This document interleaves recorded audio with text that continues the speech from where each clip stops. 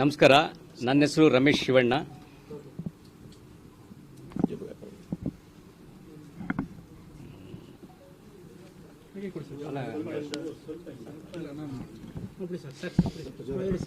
ನಮಸ್ಕಾರ, ನನ್ನ ಹೆಸರು ರಮೇಶ್ ಶಿವಣ್ಣ.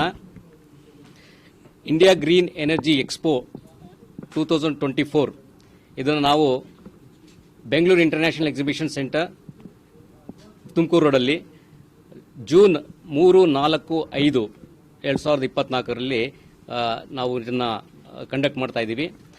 ಇದನ್ನು ನಾವು Karnataka renewable energy system manufacture association ಹಾಗೂ ಮೀಡಿಯಾ ಡೇ ಮಾರ್ಕೆಟಿಂಗ್ ಹಾಗೂ pride energy environment resource research institute ಇವರು ಎಲ್ಲ ಸೇರಿಕೊಂಡು ಆರ್ಗನೈಸ್ ಮಾಡ್ತಾ ಇರೋದು. ಇದರಲ್ಲಿ ಈ ವರ್ಷ ಸುಮಾರು 100 ಸ್ಟಾಲ್ಗಳಿಗಿಂತ ಹೆಚ್ಚು ಜನ ಪಾರ್ಟಿಸಿಪೇಟ್ ಮಾಡ್ತಾ ಇದ್ದಾರೆ. ಹಾಗೂ ಹಿಂದಿನ ವರ್ಷ ನಮಗೆ ಸುಮಾರು 10,000 ಜನ ಹೆಚ್ಚು ಜನ ನಮಗೆ ವಿಸಿಟರ್ಸ್ 3 ದಿನದಲ್ಲಿ ಬಂದಿದ್ದರು. ಅದೇ ರೀತಿ ಈ ಸರಿ ಬಹಳಷ್ಟು ಜನ ಬರ್ತಾರೆ ಅಂತ ಅಂದ್ಕೊಂಡಿದ್ದೀವಿ. ಏಕೆಂದರೆ ಗೌರ್ಮೆಂಟಿಂದ ಹಲವಾರು ಹೊಸ ಸ್ಕೀಮ್ಗಳು ಬಂದಿದೆ. ಹೆಚ್ಚಿನ ರೀತಿಯಲ್ಲಿ ಸರ್ಕಾರ ಇದಕ್ಕೆ ಗಮನ ಹರಿಸಿದೆ, ಫೋಕಸ್ ಮಾಡಿದೆ, ಹೊಸ ಸ್ಕೀಮ್ಗಳನ್ನ ಬಿಟ್ಟಿದೆ. ಪ್ರಧಾನಮಂತ್ರಿ ಗೃಹ ಯೋಜನಾ ಅಂತ ಬಿಟ್ಟಿದೆ, ಸುಮಾರು 1 ಕೋಟಿ ಸೋಲಾರ್ ಮನೆಗಳನ್ನ ಸೋಲರೈಸೇಷನ್ ಮಾಡಲಿಕ್ಕೆ. ಕುಸುಮ ಯೋಜನೆಯಲ್ಲಿ ಸುಮಾರು 40 ಲಕ್ಷ ಫಾರ್ಮರ್ ಪಂಪ್ ಸೆಟ್ಗಳನ್ನ ಸೋಲರೈಸೇಷನ್ ಮಾಡಲಿಕ್ಕೆ ಬಿಟ್ಟಿದೆ. ಈ ರೀತಿ ಎಲ್ಲ ದೊಡ್ಡ ಕಾರ್ಯಕ್ರಮಗಳು, ಸ್ಕೀಮ್ಗಳು ಮತ್ತು ಸಬ್ಸಿಡಿಗಳನ್ನ ಬಿಟ್ಟಿರೋದ್ರಿಂದ ಈ ವರ್ಷ ಹೆಚ್ಚಿನ ರೀತಿಯಲ್ಲಿ ಜನಗಳು ಸಹ ಇದನ್ನು ತಿಳ್ಕೊಳ್ಬೇಕಾಗಿ ಅವರಿಗೆ ಇಂಟ್ರೆಸ್ಟ್ ಇದೆ. ಹಾಗಾಗಿ ಹೆಚ್ಚು ಜನ ಬರ್ತಾರೆ ಅನ್ನೋ ಒಂದು ನಾವು ಭಾವನೆಯಲ್ಲಿದ್ದೀವಿ. ಅದೇ ರೀತಿಯಾಗಿ ಈ ವರ್ಷ ಒಂದು ಬಹಳ ಕೀ ಹೈಲೈಟ್ ಅಂತಂದರೆ ಕಾನ್ಫರೆನ್ಸು.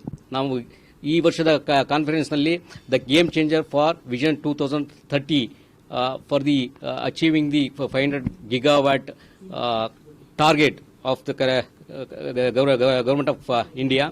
ಇದ್ರ ಬಗ್ಗೆ ಇದನ್ನು ಅಚೀವ್ ಮಾಡಲಿಕ್ಕೆ ಏನೇನು ನಮಗೆ ಅಡಚಣೆಗಳಿದ್ದಾವೆ, ಅದನ್ನು ಹೇಗೆ ನಾವು ಅದನ್ನು ಸರಿಪಡಿಸ್ಬೋದು.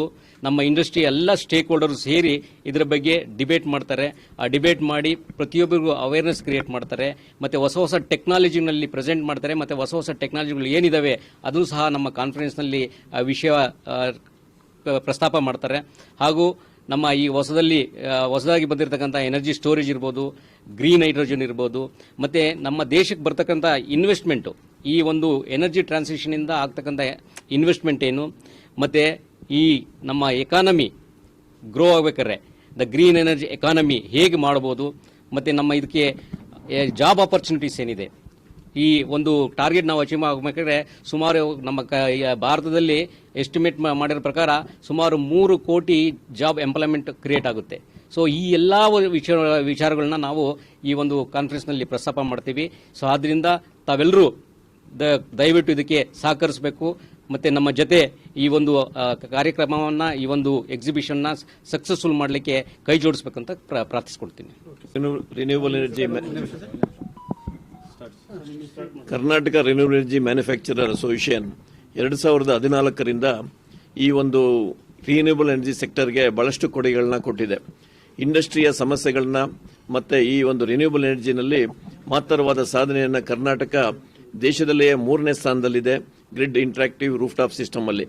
ಇದನ್ನ 1ನೇ ಸ್ಥಾನಕ್ಕೆ ಮುಟ್ಟೋದಕ್ಕೆ ಈ ಏನು ಕೇಂದ್ರ ಸರ್ಕಾರದ ಮುಫ್ತಿಗಾರ್ ಬಿಜಿಲಿ ಯೋಜನಾ ಮತ್ತು ಕರ್ನಾಟಕ ರಾಜ್ಯ ಸರ್ಕಾರದ PM ಕುಸುಮ ಯೋಜನಾ ಸೌರ ಪಂಪ್ ಸೆಟ್ಗಳಿಗೆ ಕೊಡುವಂತಹ ಸಬ್ಸಿಡಿ ಯೋಜನೆಗಳನ್ನು ಜನರಿಗೆ ತಲುಪಿಸುವಂಥದ್ದು, ಮತ್ತೆ ಈ ಒಂದು 500 ಗಿಗಾವಾಟ್ ಏನು ಸರ್ಕಾರದ ಗುರಿ ಇದೆ 2030 40% ರಿನ್ಯೂಬಲ್ ಎನರ್ಜಿನಲ್ಲೇ ಪಡ್ಕೊಳ್ಬೇಕು ಅನ್ನೋಂಥದ್ದು. ಈ ಒಂದು ಗುರಿಯನ್ನು ಮುಟ್ಟೋದಕ್ಕೆ ಈ ಇಂಡಸ್ಟ್ರಿ ಮತ್ತೆ ಇಲ್ಲಿ ಸೊಸೈಟಿನಲ್ಲಿರುವಂತಹ ರಿನ್ಯೂಬಲ್ ಎನರ್ಜಿ ಸೆಕ್ಟರ್ಲಿರುವಂತಹ ಫಲಾನುಭವಿಗಳು ಪ್ರತಿಯೊಬ್ಬರಿಗೂ ಸಹಿತ ಎಕ್ಸಿಬಿಷನ್ ಮಾಡಿಕೊಳ್ಳೋದಕ್ಕೆ ಗ್ರೀನ್ ರಿನ್ಯೂಬಲ್ ಎನರ್ಜಿ ಎಕ್ಸ್ಪೋ ಅಂತ ಹೇಳಿ ಈ ಒಂದು ಜೂನ್ 3, 4, 5 ಈ ಒಂದು BIC ಸೆಂಟರ್ನಲ್ಲಿ ಏರ್ಪಡಿಸಿದೆ. ಹೊಸ ಟೆಕ್ನಾಲಜಿ, ನವೀನ ತಂತ್ರಜ್ಞಾನ ಮತ್ತೆ ಈ ಒಂದು ಗುರಿಯನ್ನು 2030 ಮುಟ್ಟೋದಕ್ಕೆ ಇದಕ್ಕೊಂದು ಸೆಮಿನಾರ್ ಕಾನ್ಫರೆನ್ಸ್ಗಳನ್ನು ಸಹಿತ 3 ದಿನಗಳನ್ನು ಇಟ್ಕೊಂಡಿದ್ದೀವಿ. ಈ ಒಂದು ನಿಟ್ಟಿನಲ್ಲಿ ತಮ್ಮೆಲ್ಲರ ಸಹಕಾರಗಳನ್ನು ಕೊಟ್ಟು ಈ ಒಂದು ಯಶಸ್ವಿ ಯೋಜನೆಗಳನ್ನ ಜನರಿಗೆ ತಲುಪಿಸುವಷ್ಟು ಪ್ರಯತ್ನಗಳಲ್ಲಿ ನಿಮ್ಮೆಲ್ಲರ ಸಹಕಾರ ಇರಬೇಕು ಅಂತ ನಾವು ಕೇಳ್ಕೊಳ್ತೇವೆ.